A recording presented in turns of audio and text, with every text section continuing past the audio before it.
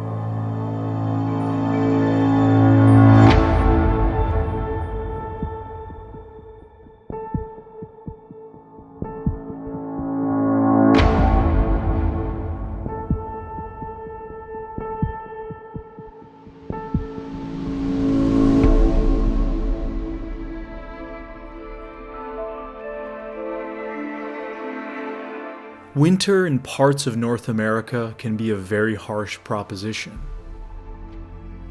Below freezing temperatures and heavy snowfall for many months out of the year are not unusual in a variety of places in northern parts of the United States and Canada.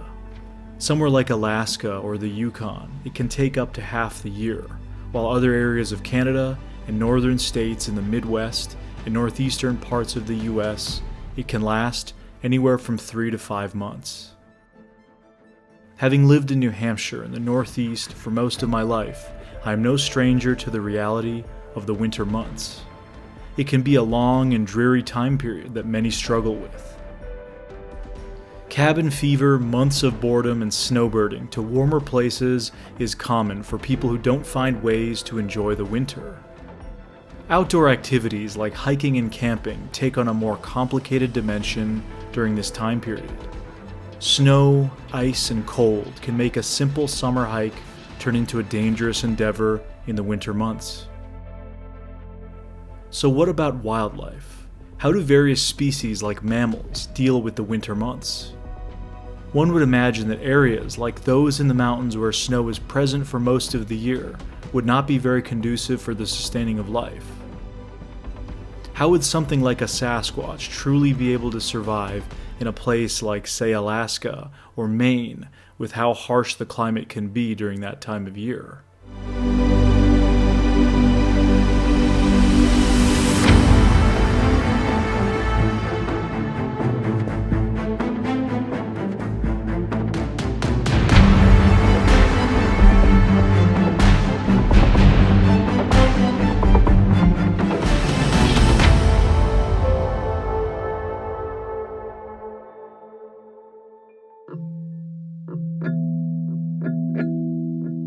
In fact, it is actually areas of North America with the harshest winter climates that support the largest mammals found anywhere on the continent. These include species like the wood bison, polar bears, grizzly bears, black bears, and the mighty moose. In these areas, Bergmann's rule would apply. This is an ecogeographical biological principle in which the further north an animal is found, it typically develops to have a larger body due to heat retention. This is why, for example, black bears in the north are much larger than those found in, say, Florida. When it comes to these northern places, bears like grizzly and black bear hibernate for most of the winter months, unlike polar bears. But of the previously mentioned large mammals, the most commonly found would be the moose. With 4 subspecies found in North America, they are distributed in areas pretty much exclusively with the harshest winters, found ranging from the northern New England states, across most of Canada, into parts of the Rocky Mountains in the United States, and of course in Alaska. Moose are active year-round, snow or shine, and consume roughly 10,000 calories a day. When it comes to their population, it is estimated that there are upwards of 1 million moose in North America. Of that number, possibly half or more of them are in Canada, found in every single province and territory. Alaska makes up another 200,000 moose, leaving under 100,000 in a few of the northern states in the continental US. Maine contains upwards of 70,000 moose, being the second highest anywhere in the US outside of Alaska. So these numbers demonstrate that harsh northern states and provinces sustain a very substantial large mammal population. Add on top of that all of the other species that exist in these areas, including predators, and you need a large amount of biomass to sustain all these animals. Now when it comes to the question of Sasquatch, most of these northern places are known to have plenty of sightings. Biologically speaking, given the flora and fauna found there, would it be impossible for something like a primate to survive in these regions? As we've established in terms of biomass, keeping large mammals fed with plenty of habitat doesn't seem to be an issue. Regarding Sasquatch sightings during the winter months, let's take a look at the anecdotal data.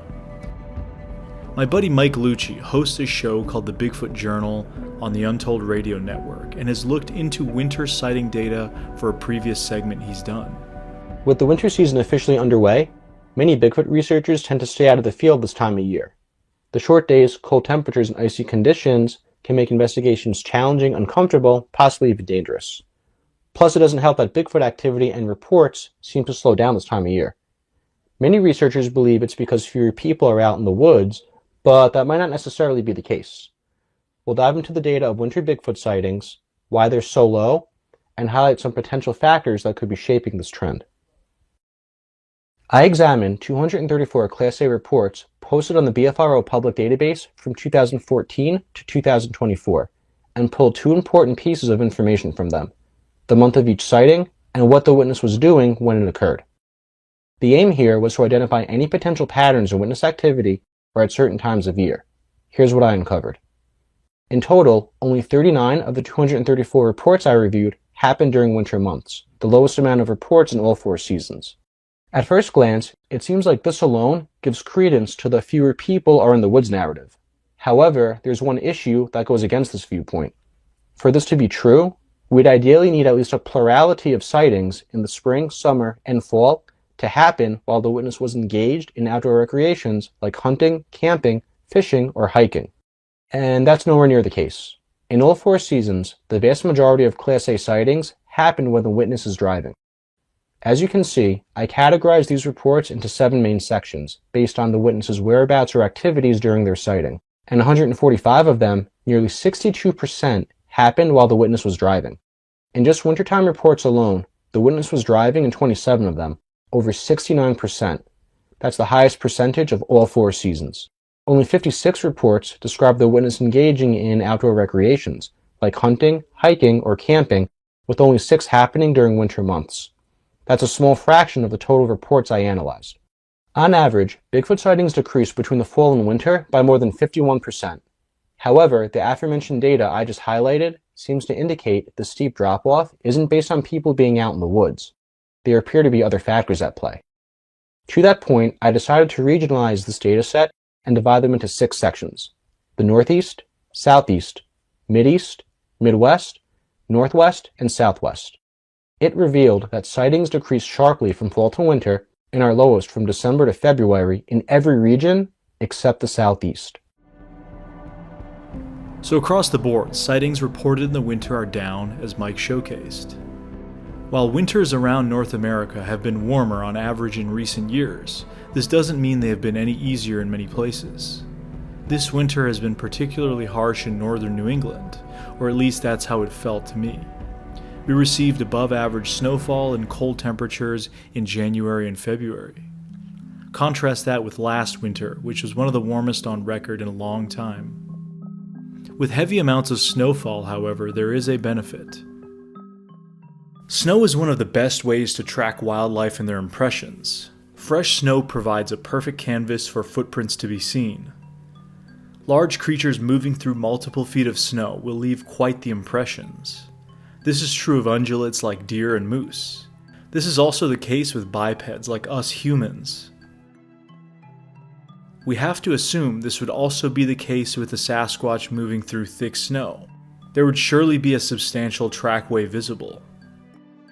Across North America, there have been dozens of reported Sasquatch footprint and trackway finds in mud, dirt, sand, and in snow.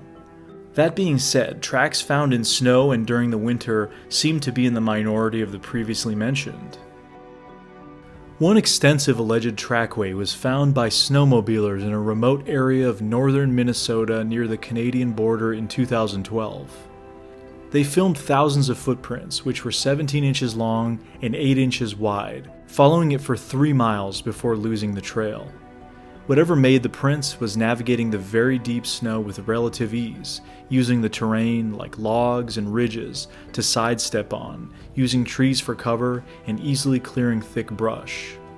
It is unknown what ultimately made the trackway, but whatever did was very adept at navigating through thick snow. Another fascinating recent alleged trackway was found in 2023 on a snowy road in late spring that led into Bluff Creek in Northern California. I previously interviewed the local researchers who discovered it and covered it extensively in an episode of my Strange Places series about that area. This one's a nice one. Look at you can see the toes in the snow. The deeper the snow is, the more you can see the outline. Yeah. And here's another one. There have been other trackways found and documented over the years, with some debate usually ensuing. Some claims have turned out to be trackways of moose or even other smaller animals bounding through the snow, which they will do. In February of 2025, the BFRO published a report submitted to them from a rural area of southern Maine in which a property owner discovered a mysterious trackway through thick snow.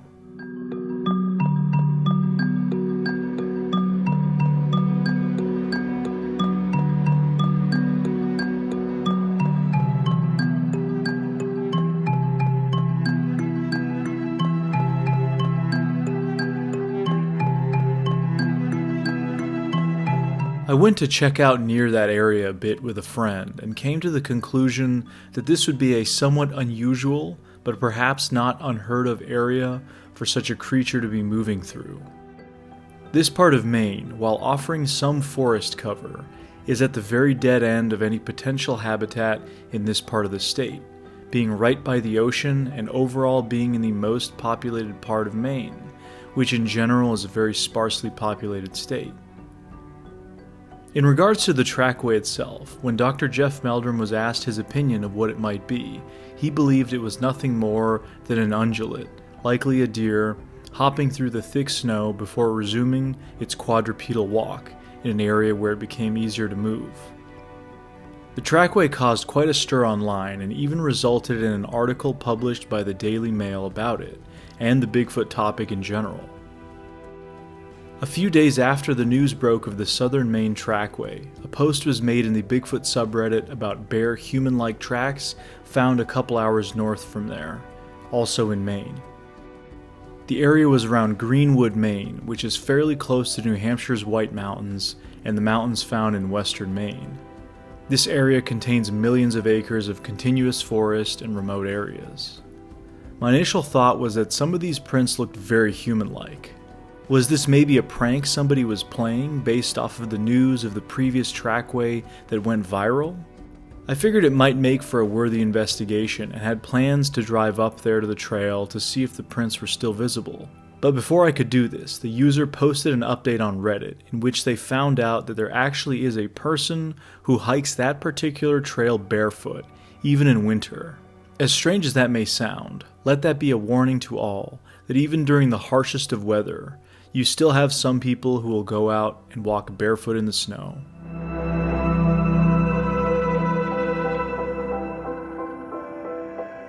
Inspired by all the rumors of trackways so far this winter, I had wanted to do an overnight backpacking trip to New Hampshire's White Mountains for some time.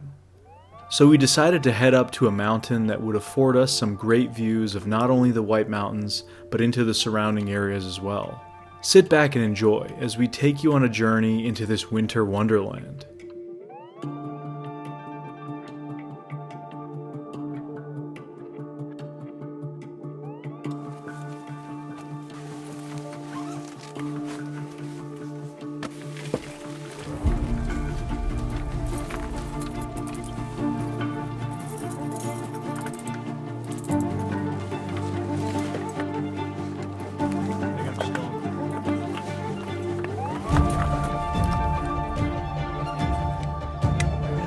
Ready, Brian? Ready as I'll ever be.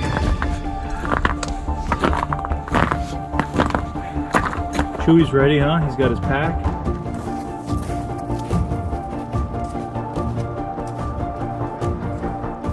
Here we go. Here's the start of the trail.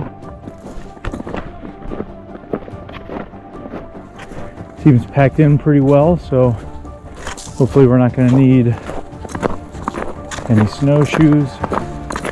Pretty icy. There's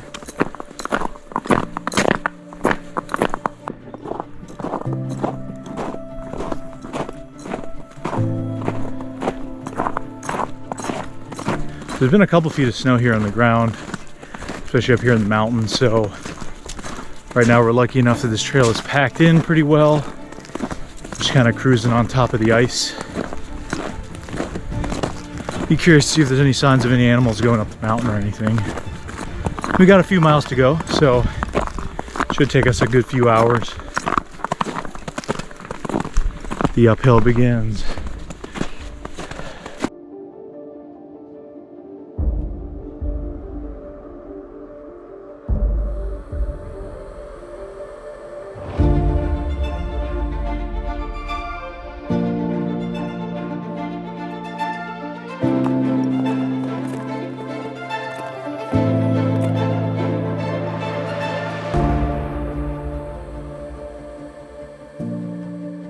We're now in between this ravine, between two sides of the mountain. We're heading up the center of it. Just a really beautiful looking area with a lot of these larger kind of trees here.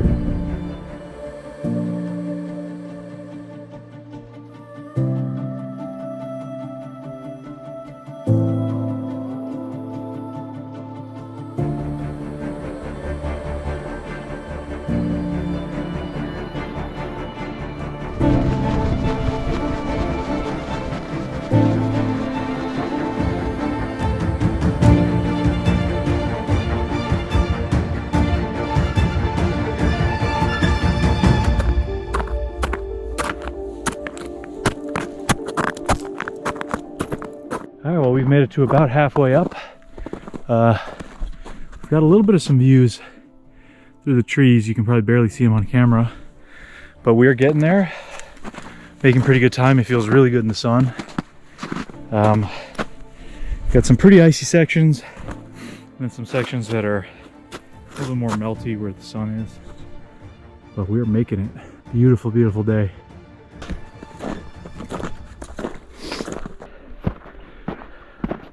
So you can see here, once you go off trail,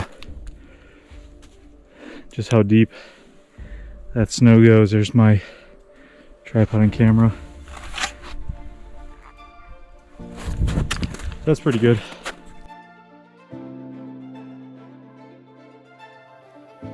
Plenty of deer tracks just right off the trail leading into the woods.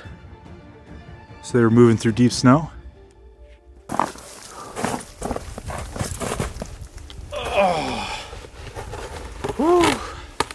Feels good to just take a break from the pack. The pack is just what's pulling down.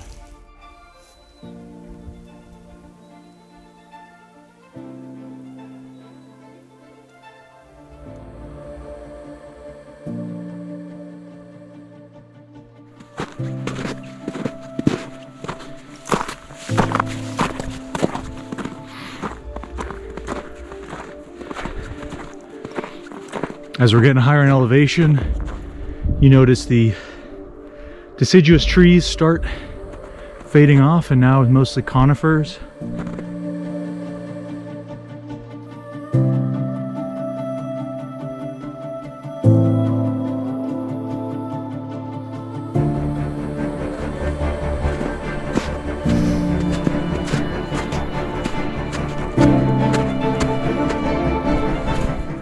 Woo! Feeling alive, that's for sure. Tough with all this gear, but I feel very alive.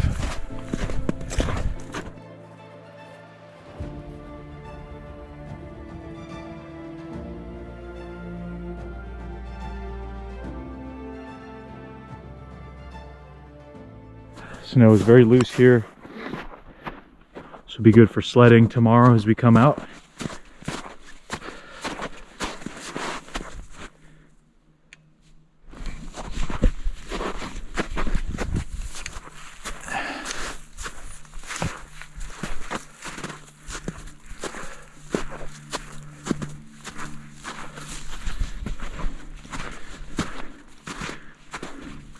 What do you think so far, dude? Oh. Just makes you want to get to the top even quicker after seeing those views. Gives you the second wind to keep going, but you can't beat this. Motivation. Motivation. It's the little things in the mental battle keep you going. This definitely is it right here. This is why we do it, right? Right?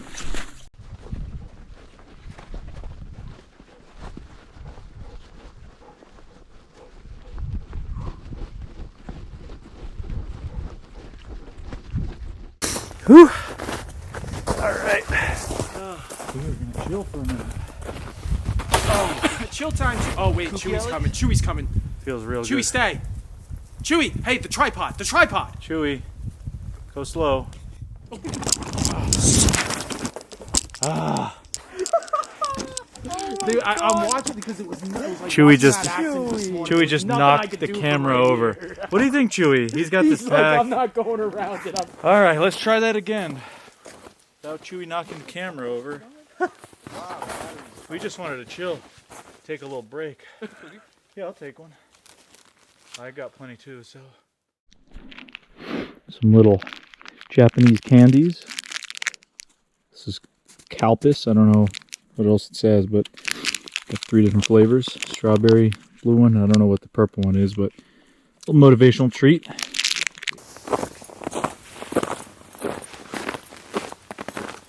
Something I wanted to mention real quick up here when you're dealing with snow tracks. So here we have some very melted snowshoe tracks going up the side here. Here's my foot in comparison. Huge, right? Even ultralight snowshoes don't make prints this large. But as over time tracks melt, something to keep in mind when you're talking about snow tracking or snow footprints. You can imagine maybe a human-sized foot like this expanding over time. Somebody sees it, oh my god, it's a big footprint. Something to really keep in mind when it comes to snow tracks melting.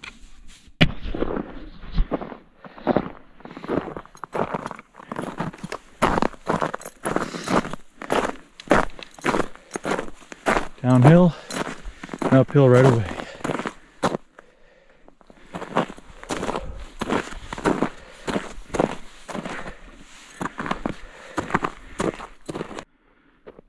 As we're getting higher and higher up in elevation, even the coniferous trees are changing.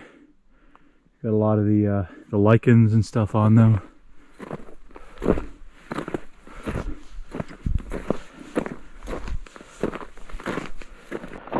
I'm getting some real good views peeking through the trees there. Hard to see on camera. But I can see Mount Washington and the presidential range behind those trees. I will showcase it at the top when we have a better view. So look at this. Tree came down here.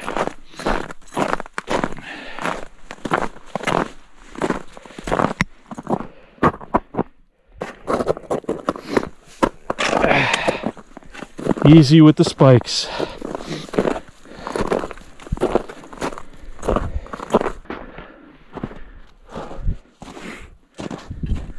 Wow. Gonna have to get used to these views for the night. Might be difficult.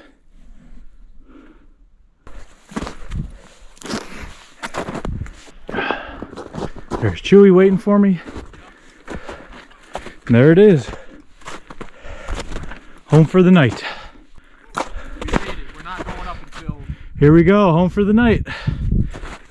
Kings of the mountain. Finally get to take these off. They did come very much in handy. Oh my god. Micro spikes. This hike would not have been doable without micro spikes. Super handy, these guys. Hi, buddy. Hey, Chewie. He's the Chewie cam. Trying to lick me. Yeah, man, he loves you. He's the Chewie cam. You don't do that to everyone, man. I got the Chewie cam here. Hey, Chewie. Hi, buddy. Here we go. This is the fire tower we will be staying in tonight. Incredible. You've got views on this side. We got views into Maine. It's just Maine right over there.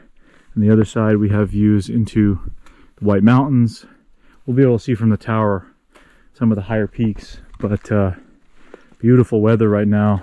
It's gonna get cold tonight, but we're enjoying every second of this. That was a hard hike up with all the gear, about 3 miles. Without the gear, it's not a hard hike. Without the gear, yeah. 40, 50 pounds on your back. It's Well, because tough. we got all the winter gear, right? You've Yeah. got winter gear, which is just by nature heavier and more clothing.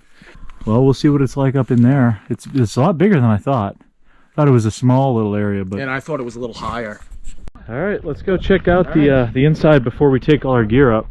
Chewie, you want to go first? Go for it, buddy. Yep, we're all at the peak and Come on. we're all going up into the tower together. That's pretty steep for him. Yeah. He looked funny doing that. Hey, Chewie. Going in, buddy. Whoa. Oh, wow. Look at that. Oh, Oh, wow. there's Mount Washington in the distance. This is a cool spot. Absolutely beautiful. Do a full little balcony sweep. I'll say it before and I'll say it again. That's why we do it. Embrace the suck of going to the peak. Oh wow, we can come all the way to this side. And you got this, you got the Mount Washington view here. And then this is it. You can't come this way, you gotta go back. Still. Wow. Oh, someone's excited. You're excited to go in. This is our home. Ready? Oh my god. Dude, it's like 70 degrees in here. That is nice. Oh, wow. A little different from when I was in here 4 years ago, 3 years ago. It's painted differently than when I was here. It was very, very new when I came. So you came up here on just a day hike? The wood was like shiny. Oh, it's been a few years. It's been abused, yeah. I came up it was the first season after they redone it. So this is gonna be This is home. home for the night. We have basically really basic sort of amenities, just a little table and a floor. That's it. That's all we need. Yep. And the most incredible, basically, we have a 360 view up here. It's unbelievable. Look at that. Living.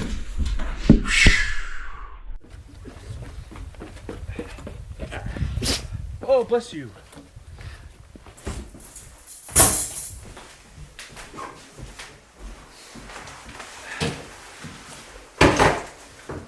So this is an old Forest Service fire tower. This is back in the day, obviously they would have used to monitor any kind of forest fires or anything like that. This mountain just has such a great position to see into multiple, parts of the White Mountains and into Maine and other areas. Just a beautiful, beautiful location. I'm really, really impressed, and it's hopefully it doesn't get too cold tonight. But obviously, this kind of speaks to us as humans, how we're out here on top of a mountain in basically what's still winter conditions, but we get to stay in this nice kind of cabin. So imagine for the animals. But I look around in the mountains around here, and I know there's thousands of moose. What are they up to? What are they doing right now? There's tons of other wildlife as well. Obviously the bears are hibernating, but what would something like a Sasquatch potentially do in this kind of weather? That's obviously the golden question. That's That's what we're all sort of wondering. So I don't know. It's one of those things that kind of makes you wonder how brutal of an existence that would be in this kind of climate, let alone somewhere like Alaska or something else. Mount Washington, which is right that way in the presidential range, it's known to have some of the worst weather on planet Earth, especially in North America. I mean, it's had some of the highest wind speeds ever recorded up there. A lot of companies will actually test their Arctic winter gear on Mount Washington because it's a little more accessible of a location to get to than the actual Arctic. Extremely rugged. There's a alpine zone for thousands of feet up there, even though it's only just over 6,000 feet. So yeah, I mean, we're talking over 6,200 feet, which, you know, for the West Coast and the Rocky Mountains might not seem like a lot, but it has all the characteristics and conditions of much higher and more brutal mountains. Hundreds of people have died there since the 1800s through various hikes. So presidential range is extremely rugged, and it's just a beautiful area, and we have this incredible view of it, which is a lot of the times it's hiding. So we're definitely lucky today. It's supposed to be cloudy, so luckily we are able to see it pretty well.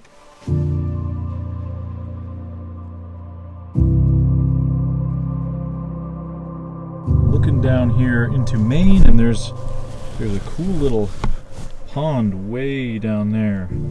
It's one of the things that makes you wonder, does wildlife go up there in the summertime, maybe when it's not as frozen?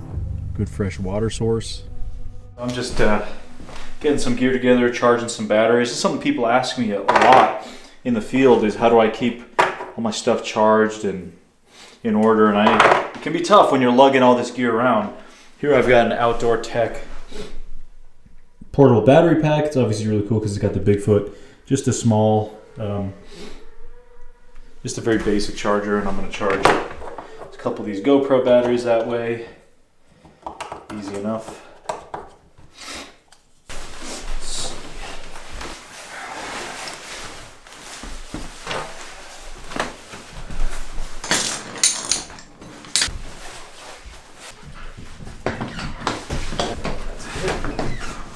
Good drone weather, man. Got the little backpacking chair. Oh, that's awesome. Nice little modern amenity.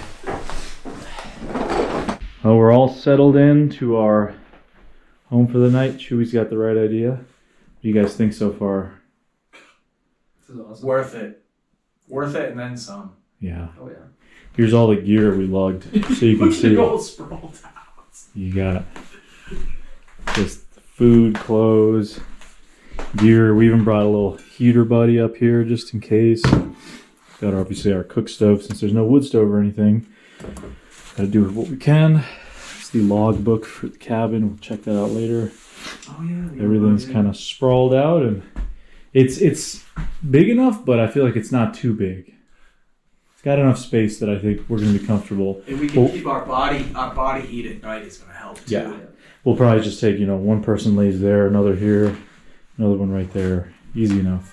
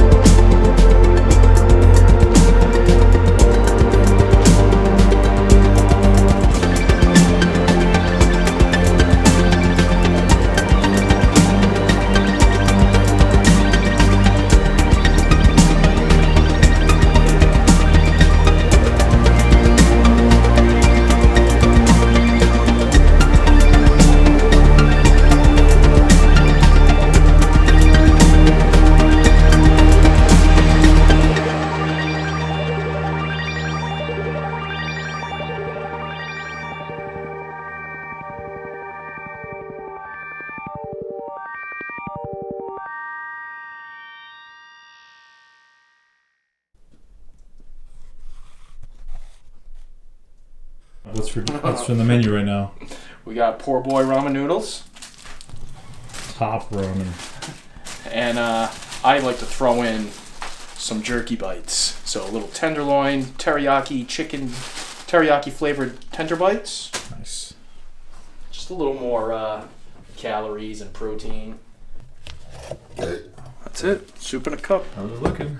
I'm looking like I'm gonna eat it. I've eaten a buffalo style chicken mac and cheese. This guy we gotta heat up with some hot water, so I'm gonna take this guy off. Got my cook kit here, little backpacking cook kit. All we gotta do is grab our actual kit. We've got lighter in there too. Alrighty, so Did I put a little bit more? yeah, a little extra just in case. Won't hurt. That's probably good. Okay, so next we just gotta light this guy up.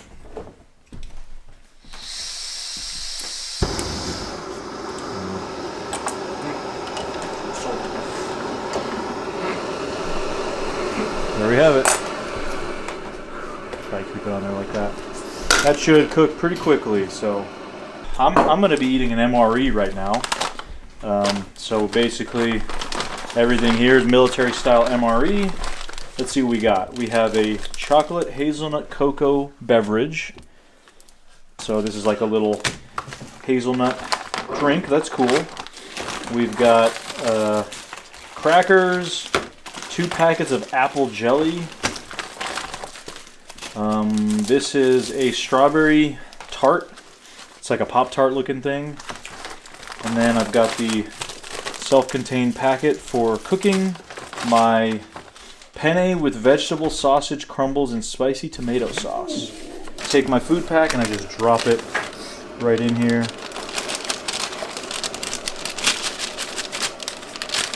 I'm gonna just drop it all the, I think it's got to go all the way in. Well, unfortunately, the heater pack is not working on this MRE. I can't imagine this happening to somebody in like a military setting, how much that would suck. It was probably like a bad civilian model, but did not work, so this pack is pretty much useless. I'm just going to have to cook this a different way.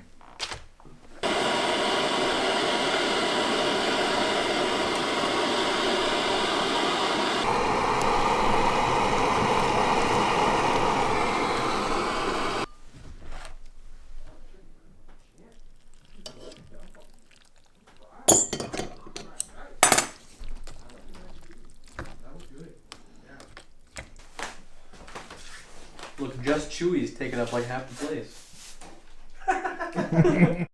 What's the verdict? It's pretty good. It's not bad. One of the better Mountain House meals right here. Brian, ramen? How's the ramen looking? Very good. Add in that extra With the jerky? jerky. Oh, Just takes it to a whole new level. there you go. There you go. And then I've got my spicy pasta with beef. This is way too hot to eat right now, so I'm gonna try out the crackers that come with super sealed in here. I don't think I could break these if I wanted to. When I just opened this, I just heard like an air release. So a little bit crumbly. Oop.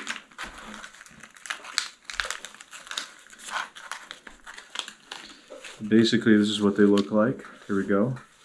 There's our cracker. I bet you the apple jelly's good though. Let's get some jelly on there. There's your apple jelly. Well, it doesn't look that looks pretty good. It looks can be deceiving, yeah, for sure. Oh, it's really good. That looks good, Brian. Oh, it almost looks like honey. Mmm. That's really good. Don't look at the ingredients though. Last thing from the MRE, we've got our strawberry Pop-Tart looking thing. At least I assume that's what it is. Oh, maybe it's in its own wrapper? Oh yeah. I think it's literally just a Pop-Tart wrapped up in, yeah. The Pop-Tart inside of a sealed bag. Strawberry Pop-Tart. There's 2 of them actually. No kidding. Wow, I'm pretty surprised by that. That's what it ends up looking like. A little bit crushed. Well, if you want half, you gotta have a sandwich half. There you go. I didn't want half. All right. That's interesting. It's different. It's like really soggy. more chewy. Maybe how I describe it.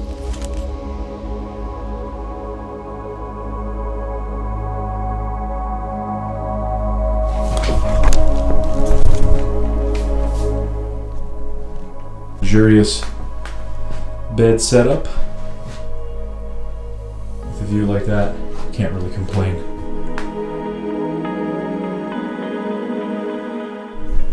So luckily there's not a lot of wind right now. We're still just really taking it all in. It really is quite something.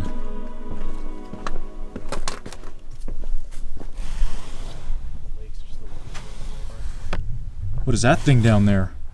Oh, it's just Brian. It's a bright squatch.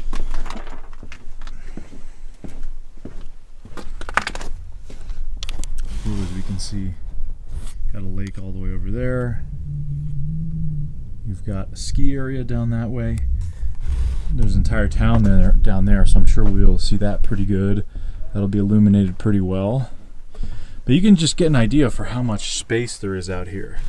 There's a whole lot of nothing in a lot of these valleys. These are very tough places to get to. An area like this, there's really only one trail up. I mean, you've got some trails maybe on that mountain down there, but not a whole lot going on.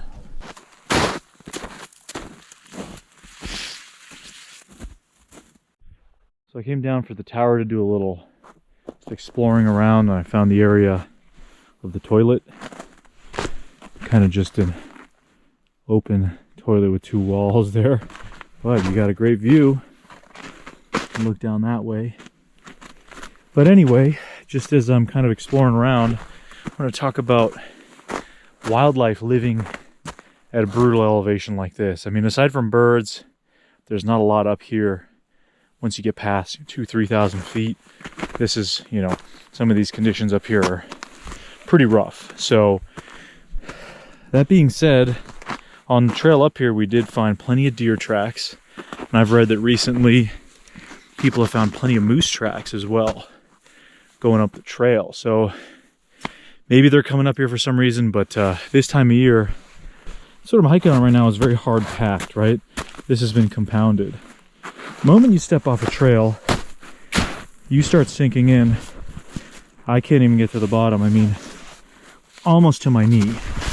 So almost anything moving through an area like this would be doing what's called post-holing, where you're breaking through the snow, and just absolutely miserable. Not the kind of conditions you want to be running around in.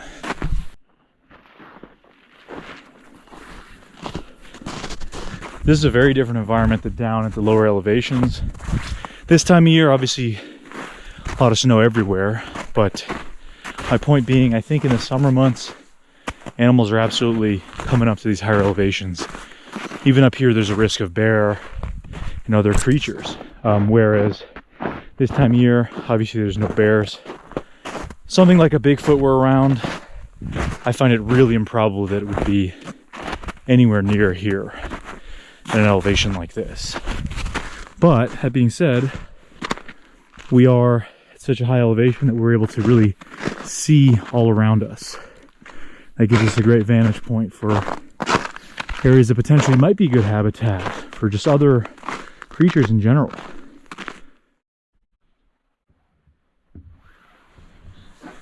There's this certain quietness here without the wind whipping, which normally a mountain like this would absolutely have brutal wind gusts. But there's this really just eerie kind of quiet. I think it comes from the lack of life that we're seeing up here this time of year. I mean, but again, this applies to any of the mountain ranges you're seeing in front of you there. Any of those areas, the summits are going to be more similar to this, other than perhaps, say, presidential range where you have no trees for thousands of feet going up. Whereas most of the mountain ranges are going to have, as you can see in front of you, a lot of trees up until the summit. So just something to think about, but it's just a very eerie quietness. I wonder if it's going to get windy tonight, or if there's going to be any of these clouds that we're seeing over there that might engulf those mountains, if that's going to come and cover us up. It would be pretty interesting to see the difference. And I'm assuming, you know, this building is chained down. You can see how it's tethered to the ground. With a full wind gale up here, and a gust, I can only imagine how crazy that must sound and feel. Absolutely, it's got to be brutal. I've never been on top of one of these mountains here in the White Mountains during like a snowstorm or something like that. I've been in other adverse conditions. I've hiked all the peaks here that are above 4,000 feet. There's a list the Appalachian Mountain Club has called the Hampshire 48 4,000 footers, meaning there's 48 mountains that are above 4,000 feet. 4,000 feet's the cutoff. And of course, you've got Mount Washington in those areas, and 6,000, 5,000 feet plus. And I think one thing people do is they underestimate these mountains here, especially if they're not from the Northeast. These mountains have claimed a lot of lives. A lot of people have died here just because of being unprepared. I've been hiking in the mountains here in August and been hit with snow and hail. Comes out of nowhere, and then 20 minutes later, it's clear weather. The weather here is extremely unpredictable and dangerous. I think that factors in to, you know, being able to survive out here. The animals that live out here and exist out here are extremely tough. The moose and the bear and all the other critters that make their lives. These mountains and these hills, they are very tough to, you know, for 4 to 5 months of the year, they are dealing with conditions like this. So again, I raise the question with Sasquatch, if let's say, hypothetically, there are 10 Sasquatch right now in this mountain range, extremely small number, but what do they do in these winter months? Do they hang out in cedar swamps? Do they hang out in areas that are a little bit warmer? Do they stay in one particular area and not move around a lot? There's a lot of theories and not a lot of evidence, or data, I should say. So that's one of these things that we are completely left to speculate, if it is indeed some sort of flesh and blood creature. Obviously, the other alternative is they teleport and go to Florida or somewhere warm. I'm only half joking, but that's, I'm sure, what some people would probably try to propagate, that there is the ability to not be in this presence. And I'm not entertaining that necessarily. I'm just saying this is, you know, sort of a devil's advocate kind of argument. But I talked about this earlier. I mean, you've got that little pond right there that I'm pointing at. That is this kind of like a high mountain pond sort of area. Is that where critters in the warmer months, when it's not frozen, are going to get water and stay hydrated? One of those questions. Could a Sasquatch traverse through these mountains and into the next range? Probably, physically. I mean, that would make sense to me. They're seen in a lot higher elevation places out west than they are here. Yeah, just a lot to ponder and a lot to think about, I suppose.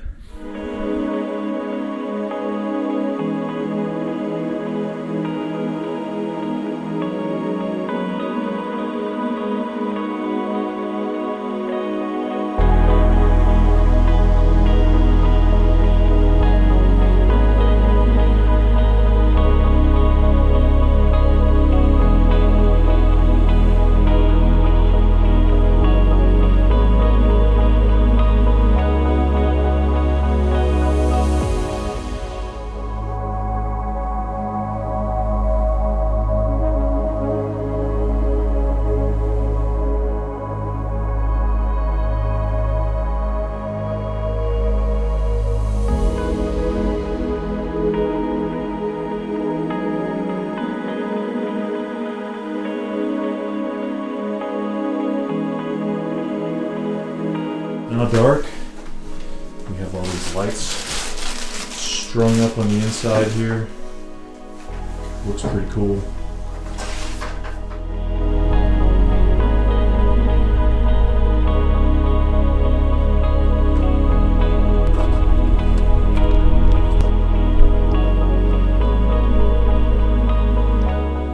We are here outside the fire tower. Pretty cold, luckily not windy. That's one thing we've really been blessed with tonight, is no wind. Crazy how quiet it is, huh? I mean, eerily quiet. And just that little breeze right there, but other than that, no wind. What do you think about the whole vibe right now. I like it. It's just it's almost too quiet.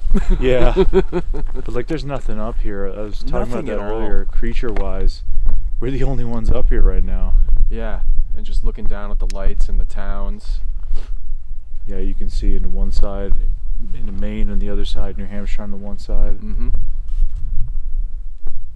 And there's not much star cover right now either because we have some overcast, so we can barely see the moon. It's just kind of in a hazy little cloud. Other than that, pretty good weather. It's real cool to be up here.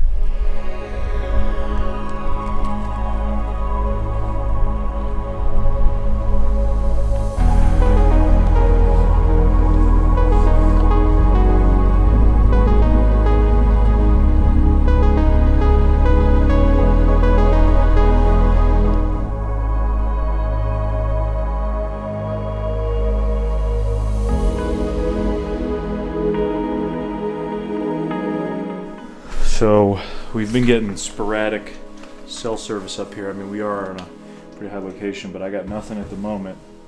So I am going to be catching my satellite signal, and I'm going to be sending out a ping on the Garmin to some loved ones, people that I have programmed in here, just so they can know we're okay, and it shows them the exact location where we're at. Very important tool.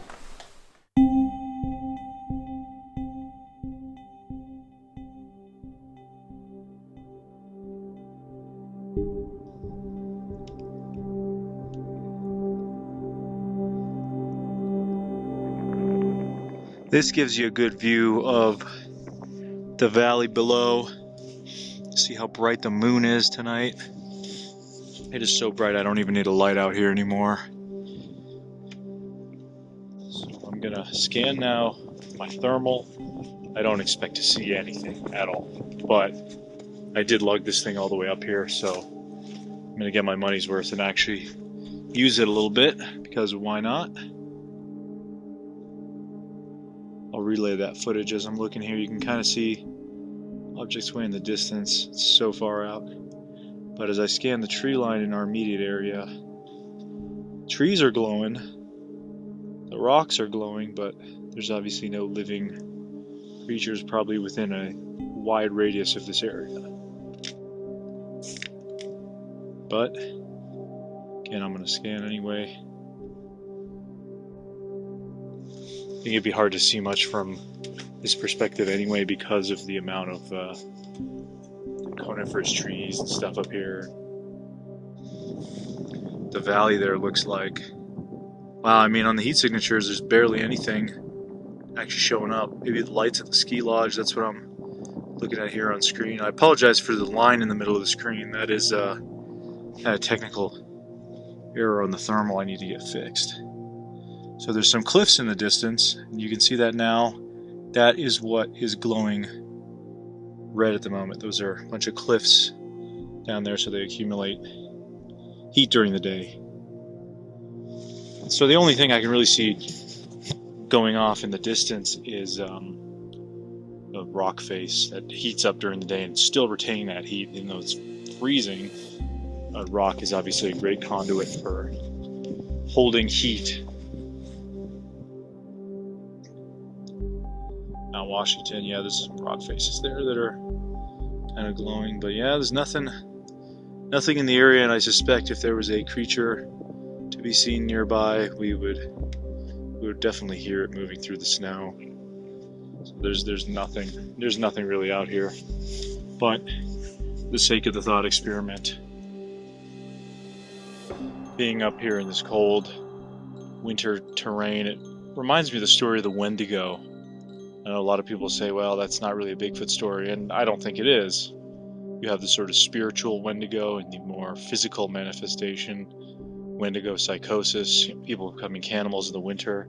We're in an area here where the Algonquin tribes are very present, so imagine some of that Wendigo lore here in New Hampshire and going north, especially into Quebec and then into Ontario, would have been present. So it's a creepy kind of story.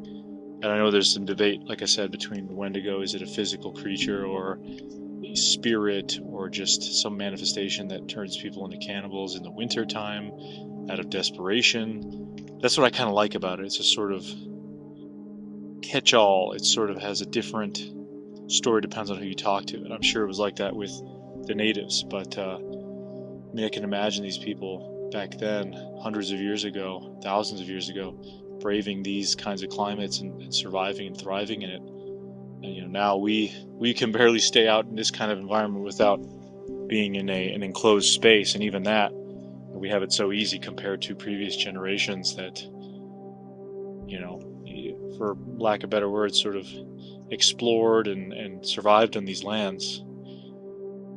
One of my favorite depictions of the Wendigo, and perhaps the eeriest one, is that of its portrayal by novelist Algernon Blackwood in his 1910 story, The Wendigo.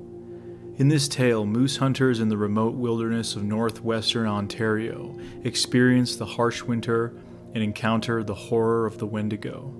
This tale is largely credited with popularizing this old Algonquin myth to wider audiences. In this depiction, the creature almost resembles a Sasquatch, but with distinct antlers.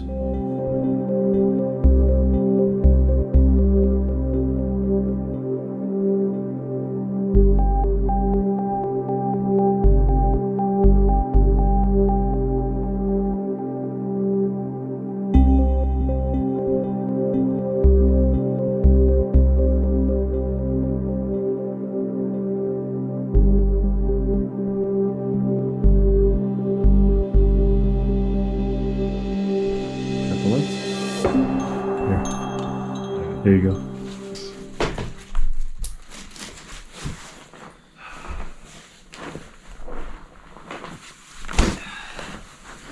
Technique of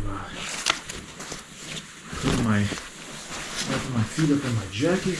Ah, dude, keep them nice and warm. Well, if I get cold, that's what I'm gonna be doing. Yep. All right, getting in. Got my layers on. Keep batteries and stuff in with me here so I can keep them charged and warm. We've got the little propane heater going, but it's probably not going to do a lot, honestly. I don't know if you can see that. You can see my breath. I'd have to guess it's probably in the maybe low 30s now. I'm gonna guess it's either that or colder.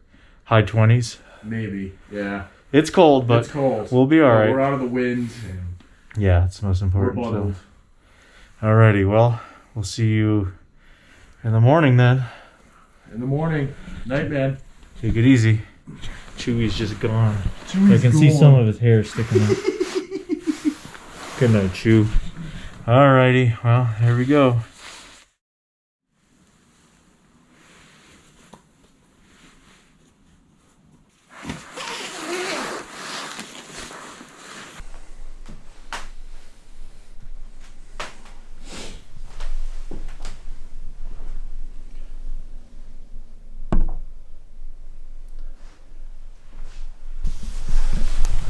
It's about 6:50 a.m. Sun's about to rise.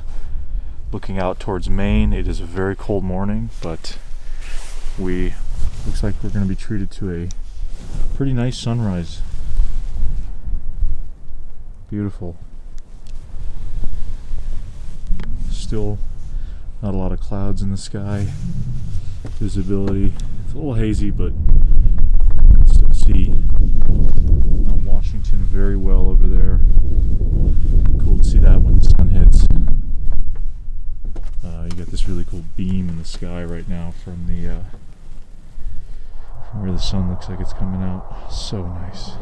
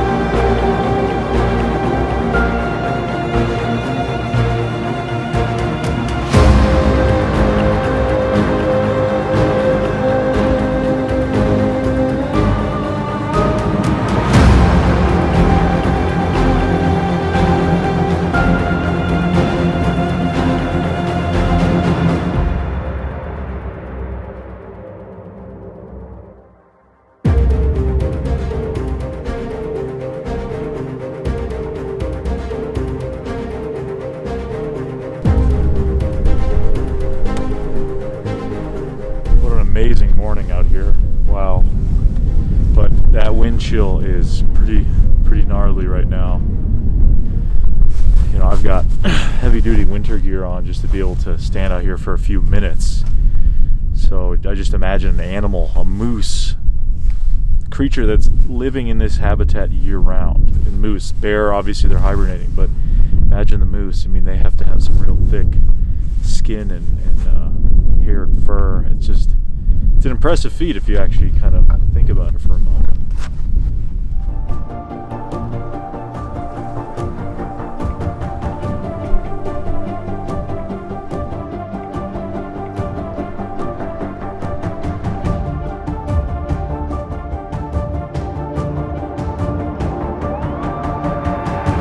Well, unfortunately, we have a lot of cloud cover rolling in. It's pretty much the entire mountain range is going to be overcast. It's even in Mount Washington. So that means is the sun's not going to be beaming in here and warming it up. And it is still really, really cold. So we're just going to basically start packing our stuff up and start making our way out of here soon. We're going to skip doing breakfast up here and just get off the mountain. Take us a while to get down, but we have a fun way to do it. We're going to be using sleds, little mini sleds in some of the sections where we can do it where it's not too icy.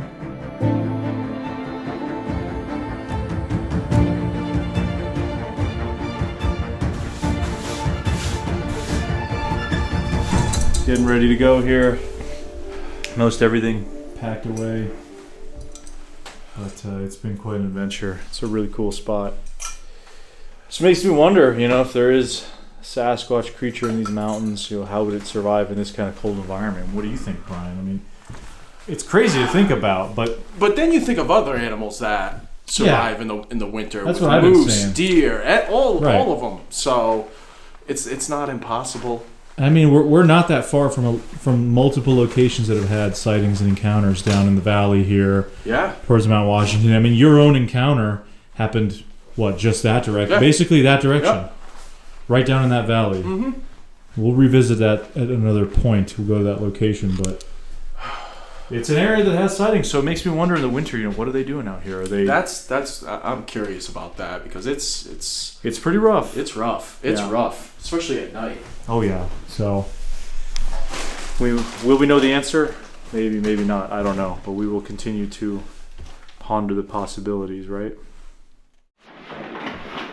So Chewie's carrying the trash down. Yep. He brought the water and food up for himself and you, but Now he's bringing the trash down for all of us. are you being our trash mule? We thank you. We appreciate you, Chewie. There we go. Get a warm Chewie hug. There we go. Nice. It's a little lighter than yesterday, which is good. Yeah, we're going. Let's go. We're gonna hike.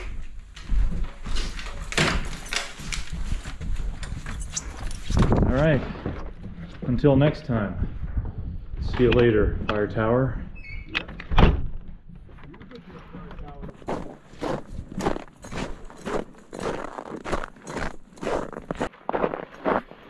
Definitely a lot easier going down than going up. Lighter pack. We've got the sled. I've been testing the sled out a little bit. I'm not going to do it. Some of these sections are pretty sketchy until we get to a section down there where it looks a little bit better. Where yesterday we figured it looked better for the sled. I'm going to hold off on the sled until then. But yeah, it's a great way to have some fun as you're coming down a winter hike. I've been doing bring a little portable sled on winter hikes for a while, and it's always a good time, especially if you can get a good run. I mean, this snow is a little bit more packed down than I prefer, but there are some sections that melted yesterday in the sun that like I said, I think will be conducive. I think once you get a little lower down, you'll be able to have a little fun. Come on, He's onto something. Some critter. Chew, you're gonna fall into the snow, bro. That's alright, I want to see it. Then I'll learn. Nah, it's too cold. Wow. Packed in. He was falling in yesterday because it warmed up. Hey, Chewie. Chewie. Let's go, man.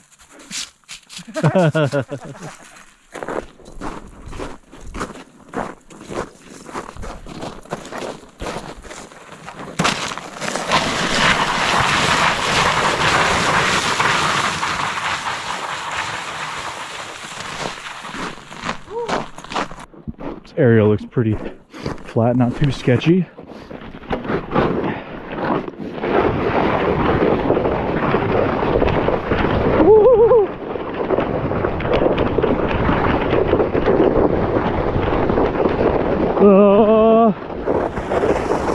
Whoa! Oh no! Icy section. Oh. Give it another run here. This looks promising. Woo!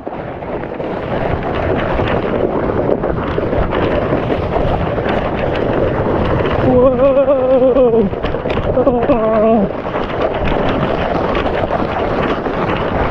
A little bit more, a little bit more.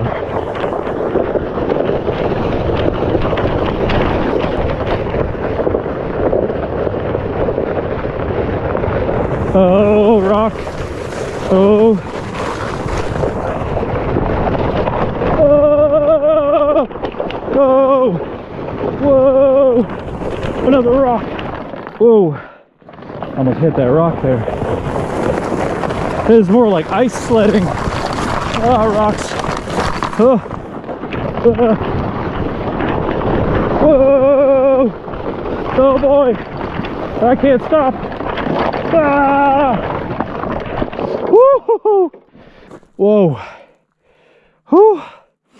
That was intense. Here we go. Going down one last run.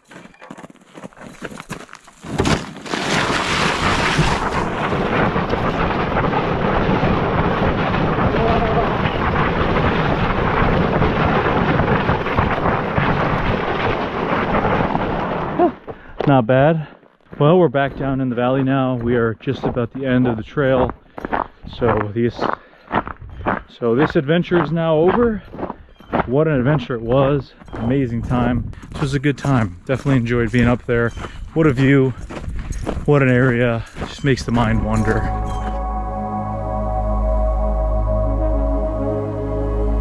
Hopefully you've enjoyed this trek into the winter wilderness. While this time of year can be tough, and it seems like a lot of people just give up, as we've shown you, it can be quite enjoyable when done right. As for the question of the winter Sasquatch, it seems it will remain an enigma for now. There will probably be more alleged trackways found in the coming years, and I surely hope that somebody will be able to follow the tracks through the snow and finally substantiate what made them. Time will tell.